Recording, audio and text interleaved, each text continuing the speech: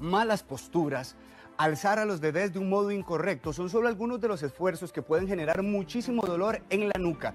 Estas lesiones son muy comunes y en ocasiones pueden manifestarse con molestias en otras partes del cuerpo, no solo en la nuca. Hoy nos acompaña el especialista en medicina paliativa, el doctor Alexander Lin, para hablar sobre este tema y sobre todo un tema que, como les digo, es más común de lo que nosotros imaginamos. Doctor, bienvenido, encantado de tenerlo aquí en Buen Día. Buenos días, Omar. Es un honor y un verdadero placer estar de nuevo en el programa de ustedes, créanme que sí. Gracias, doctor. Comencemos tal vez por eso que le estaba contando yo a la gente. ¿Qué tan común es que sea el cuello, la nuca, el que pague los platos rotos por este tipo de levantamientos de peso de modo incorrecto? ¿Esto es una problemática común? Claro que sí, claro que sí. Es más común que lo que la gente cree, como usted lo acaba de comentar. Porque muchas veces las personas creen que solamente es por dormir mal, o por una mala fuerza, o por cargar un peso, o que eso solamente le agarra a los especialistas. Sin embargo, las personas en común también lo puede padecer. Y el problema de ese tipo de dolores es que hoy vamos a hablar sobre el tema de cervicobraquialgia. Es que ese dolor se dice que origina en el cuello, pero se le puede extender a través de todos los miembros superiores, sea derecho o izquierdo, o rara veces, pero sí se da a ambos lados. ¿Tiene algún nombre el padecimiento, el síndrome como tal, doctor? El síndrome como tal, si uno va al médico, usted sabe que el médico siempre pone el diagnóstico médico. El diagnóstico comúnmente lo pueden llamar cervicobraquialgia.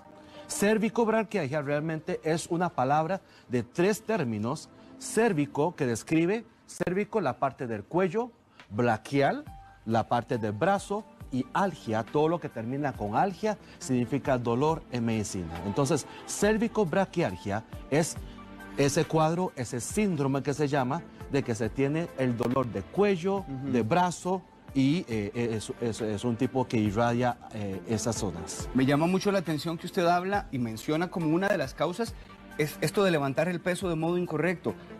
Me imagino que la lista de causas es más grande. Mencióneme algunas, doctor. Claro que sí. Bueno, las causas, uno podría de repente, de las más frecuentes a las menos frecuentes, pues el sobreesfuerzo, ¿verdad? Las malas posturas, el desgaste físico ante ciertas acciones repetitivas, como lo puede tener no solamente ama de casa, sino las personas que trabajan en el campo, que trabajan en una fábrica, alguna persona que trabaja en madera. Todos los movimientos repetitivos podrían estar desgastando poco a poco las estructuras del cuello del brazo, y de repente, como decimos en español, llega la gota de que derrama el vaso. Entonces la persona dice, hey, pero yo no hice ningún esfuerzo sobrehumano o excepcional, pero de repente tengo el dolor. Ahí es cuando el médico tiene que tener, ojalá, la perspicacia y dice, señor o señora, y cuadros similares le ha sucedido anteriormente, ¿verdad? Porque no todo sucede de repente. Algunas cuestiones uno, con el diario vivir, con el diario trabajo, esfuerzo, poco a poco uno va acumulando las lesiones, entonces de repente se llena y comienza la gran manifestación. Qué bueno que usted lo menciona, doctor, porque así nos lo hace todavía más común. Yo creo que a todos nos ha ocurrido que estamos en la casa, estamos sentados, estamos viendo tele, o estamos en la cama, estamos en algún lugar, doctor, y de repente comienza ese dolor en el cuello, que luego se va a extender a los brazos. Lo que quiero saber puntualmente con mi pregunta es, ¿cuándo yo puedo diferenciar que es ya producto del síndrome, que ya esto que yo estoy experimentando se está volviendo crónico, y cuándo, doctor, es un dolor sencillamente esporádico, que apareció quizás por mi mala postura? Lo que usted habla es algo muy común y quisiera agregar. A mí me ha pasado que cuando uno está mal hecho, acostado viendo iPad, y alcanzando algo, de repente uno siente un tirón, ¿cierto? Ese tipo de tirones podría ser parte del dolor de síndrome de cervicobraquialgia. Ahora, lo que usted me comentó concretamente es... ¿Cuándo podemos diferenciarlo, doctor? ¿Cuándo es un síndrome y cuándo es un dolor que aparece de modo esporádico? La forma, el mecanismo son muy parecidos, pero lo que diferencia de algo bien establecido o algo esporádico, casualmente, es el tiempo de evolución. Digamos, si son breves segundos y se pasa, de repente uno reflejamente dice, esa es una posición que a mí no me conviene, mejor no extiendo así. De repente, si dura horas, usted pasa con un poco más de zozobra, ¿no? Y si pasa días, ya son días que usted se siente incómodo. Pero yo siento que para las personas, para no alarmarlo, le podemos dar unos 3, 5 días, una semana. Si el dolor persiste. Sí, de que se sea persistente. Porque en la medicina del dolor encontramos con muchas clasificaciones. Y hoy me voy a permitir, de su pregunta, explicar un poquito más sobre la clasificación del dolor. Existen muchas clasificaciones para el dolor, tanto el tejido que se origina como la categoría del dolor o como localización del dolor. Pero lo que usted pregunta casualmente puede ser clasificado en el tiempo de evolución. Entonces en medicina hablamos sobre el dolor agudo y el dolor crónico. En general escuchamos mucho la palabra aguda o escuchamos mucho la palabra crónica en medicina. ¿Y qué es una cuestión aguda? Apendicitis, generalmente le agregamos la palabrita aguda. Colecistitis, aguda. Se dice que para regla general, todo lo agudo en medicina es lo que ocurre de 0 a 3 o 6 meses. Y todo lo crónico, que sería el contraste de lo agudo, es todo lo que pasa después de 3 o 6 meses, dependiendo del tejido en cuestión. Hay tejidos que se reparan más rápido. Entonces, con 5 días ya es crónico, pero ya eso es muy detallista. Pero para nuestros televidentes y para usted, Omar, cuando habla de algo agudo o crónico, háblase de persistencia de 3 o 6 meses. ¿Quiere decir que un dolor en la nuca en algún momento podría volverse crónico, doctor? Sí, sí. Existe dolor de nuca, cervicobraquialgias crónicos y agudos, ¿verdad? Y lo que uno debería de preocupar es más que todo, creo yo, ¿verdad? Que las causas crónicas, aunque las agudas también, ¿verdad? A veces es importante ese tipo de cuestión. Porque cuando hablamos del dolor, repasemos un poquito los conceptos que he aquí ventilado, que el dolor realmente no es una enfermedad, sino que el dolor es una alarma, ¿de acuerdo? Entonces hay que saber qué es lo que está pasando y dolor es una alarma de tal manera de que si da alarma es bueno siempre ver qué es lo que está pasando. ¿En qué momento el dolor agudo es importante? Hay episodios que son mortales para la vida, como dolor en nuca. A veces puede ser indicio de que los vasos sanguíneos se están contrayéndose de tal manera o que se van a romper o que se pueden taponear, causando así lo que se llama un accidente vascular cerebral. Me explico, el dolor puede ser una de esas causas, o dolor puede ser simplemente una contractura muscular. Entonces, cuando el dolor es muy intenso, aunque sea de muy reciente instauración, hay que tener el cuidado. Hoy también estamos hablando un poco de la parte braquial del dolor del brazo. Acordemos que a veces uno puede tener de repente un dolor en mandíbula izquierda que irradia a brazo izquierdo, o puede ser una cervicobraquialgia, o más bien hay que tener cuidado de que sea indicio de un infarto de miocardio, porque ese es el lugar típico de irradiación del dolor. ¿Me explico? Generalmente digo yo que las causas agudas hay que saber qué es lo que está pasando, si es mortal o no para la vida, pero las causas crónicas son las que se quedan. No es peligroso, casi nadie le pone atención, pero sí es muy molesto para el diario vivir.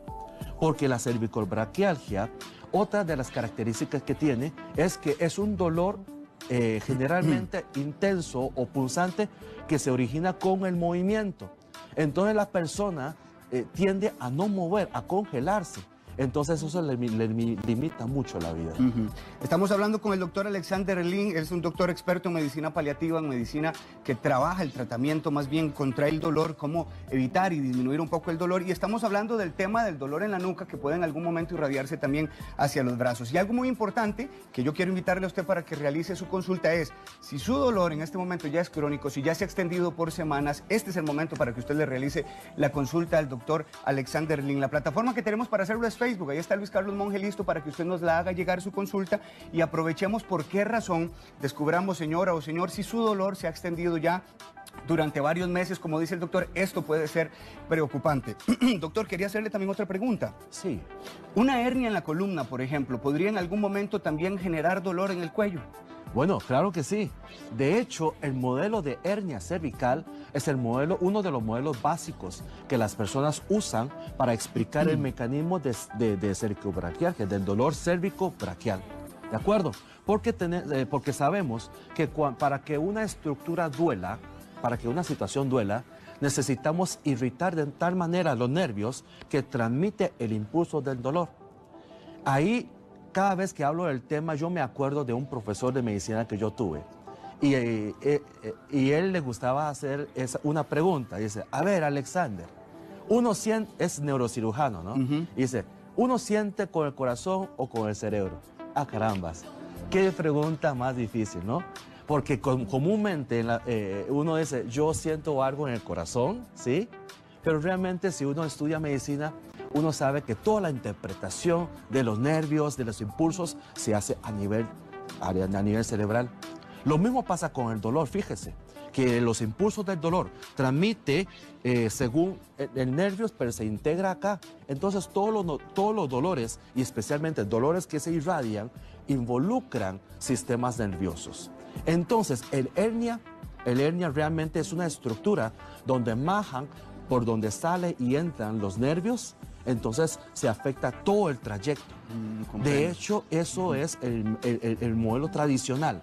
Pero con el avance de la medicina nos damos cuenta cada día más que no es solamente el trayecto nervioso, no es solamente el hueso, tampoco solamente es el disco intervertebral los capaces de manifestar o irritar el trayecto nervioso, sino que hoy en día hay otro gran capítulo de tejidos blandos, de patología de los tejidos blandos, que pueden también irritar nervio. Y el tratamiento resolutivo es totalmente diferente. Esto nos amplía muchísimo el padecimiento, porque usted comenzó hablándonos de dolor en la nuca, ya vamos por dolores que se irradian a los brazos, por una hernia en la columna que puede generar este tipo de dolor.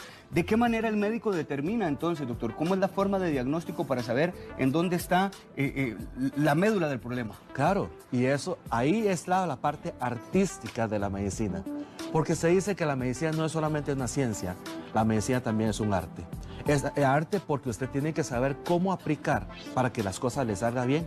No siempre 1 más 1 es 2 en medicina. Y no siempre el dolor del cuello que se le va al brazo es hernia, que es lo que comúnmente uno ve, o por lo menos a mí me toca ver en consulta. Típicamente un señor, una señora mayor de 40, 50 años, tiene un dolor al cuello, se levanta con un dolor y no se le quita, y no se le quita, y no se le quita. Entonces va a un médico, entonces le mandan analgésicos, va a otro médico, le manda radiografía, va a otro médico, le ve la radiografía y dice, ah, señora, usted tiene un problema del cuello. Mire cómo está de torcido, mire cómo están saliendo los discos vertebrales. Entonces, ¿qué hay que hacer? Bueno, ahí viene la contestación. O que le mandamos un TAC, o que le mandamos una resonancia. Y el paciente hace el esfuerzo de conseguir el TAC, la resonancia, y dice, ah, es una hernia, pero por su edad no se lo vamos a reparar. Entonces las personas quedan con solamente un diagnóstico, pero sin una resolución. Y adivina qué, Omar, el dolor sigue. Porque por más fotos que usted le toma a la columna, pues no estás reparando nada. Y si usted le echa la culpa todo a lo que tiene la columna, pero no haces nada para enderezar lo que está mal, lo más probable es que el mal va a persistir. Entonces, la hernia, lo que yo le quiero decir a los televidentes es, la hernia es una posibilidad. Tradicionalmente es la gran posibilidad, pero no todo dolor de cuello es hernia, porque hay muchas estructuras en cuestión. Y todo comienza con el arte de ser médico, que es escuchar al paciente, hace cuánto lo tiene, si usted lo ha tenido anteriormente y viene un agravamiento, ¿me explico? O si ha tenido algún golpe, y también con el examen físico. Porque típicamente, si fuese hernia, si fuese diferentes patologías, las patologías tienen diferentes presentaciones. Como por ejemplo, la hernia cervical que estamos hablando hoy, que no era propiamente el tema, pero con mucho gusto le doy una pincelada. Lo mencionamos porque puede ser una de las causas del dolor del cuello, que merece, pues, si gustan, pues, un poco más de atención en otra charla, si el televidente así lo quiere. La hernia cervical típicamente no solamente afecta la parte del dolor, sino que también a la parte sensitiva. Yo le digo a los colegas, también le digo a los estudiantes, cuando un paciente dice que tiene un dolor de cuello que se le va a la columna, lo primero que hay que hacer es poner atención. Segundo, levantarse de la silla, decir al paciente que descubra la zona y luego comenzar a palpar, a ver si tiene alteraciones sensitivas. Porque si tiene hernia y le da dolor, muchas veces usted lo toca y el paciente no siente que usted lo toca. ¿Me explico? Hay una parestesia, hay una ausencia, no solamente afecta en percepción del dolor, sino que corta toda información de tacto, entonces ahí tiene una cuestión. Pero si el paciente solamente dice que le duele, pero siente los dedos, siente la gota del agua o siente que le pasa una pluma, y probablemente no está tan afectado como para decir que es una hernia. Doctor, tengo una consulta y le agradezco a toda la gente que está enviándonos de una vez sus dudas. Vea qué interesante lo que dice Marlene Vargas y lo parafraseo. Dice Marlene que ella siente dolores en la nuca, principalmente cuando ella se levanta, y algunas veces esos dolores en la nuca se le extienden durante el día. Lo curioso de todo esto es que el dolor en la nuca siempre le produce mareos. Puntualmente ella pregunta, doctor, si un dolor en la nuca es normal que produzca este tipo de vértigo o de mareo.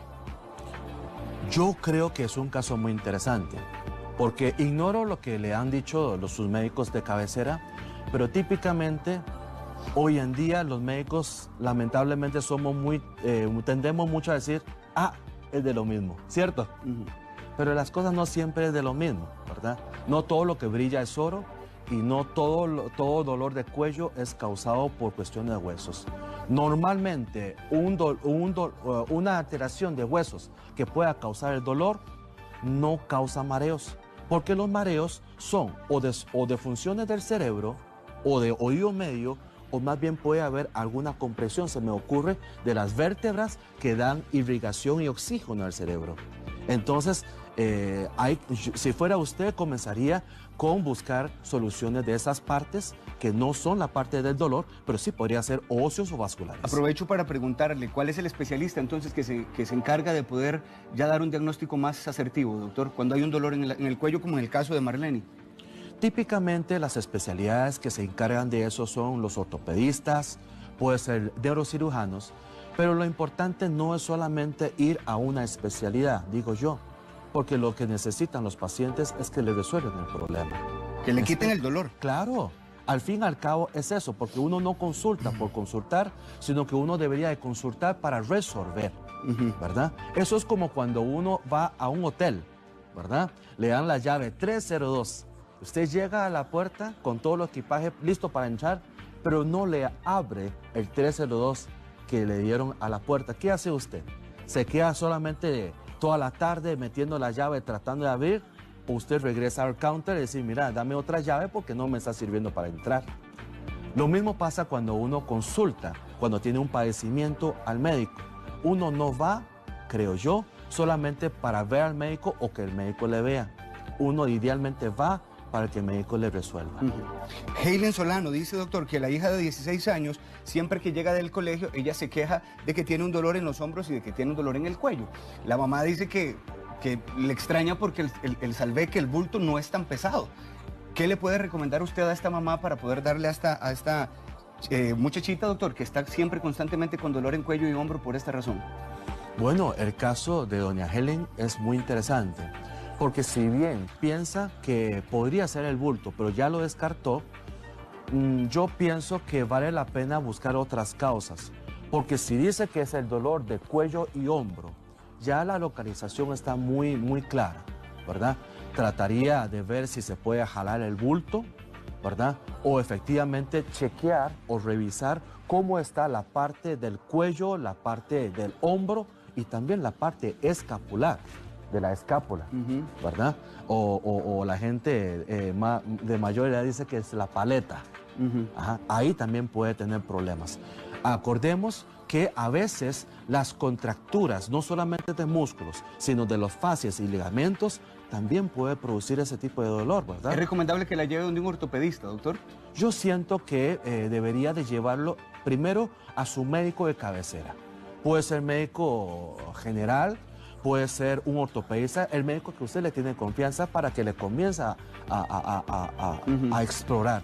¿verdad? Doctor, cuando uno habla de estos dolores en el cuello y la gente que nos está viendo lo van a recordar que usted de repente se ponía un poco de alcanfor que se colocaba acá en la zona donde había dolor y ha sido una práctica de años entre nosotros los costarricenses. ¿Esos ungüentos realmente o esos parches funcionan como parte del tratamiento o cuál es el tratamiento? Para ir entrando un poquito a esa parte de la Claro, la parte de tratamiento es importante porque hoy no solamente vamos a hablar de la enfermedad, sino que uno espera transmitir información para que la gente tenga alguna resolución. ¿De acuerdo? Yo, en lo personal, pienso que ungüentos de alcanfor es una maravilla. Lamentable, no sé por qué, la caja lo dejó de dar.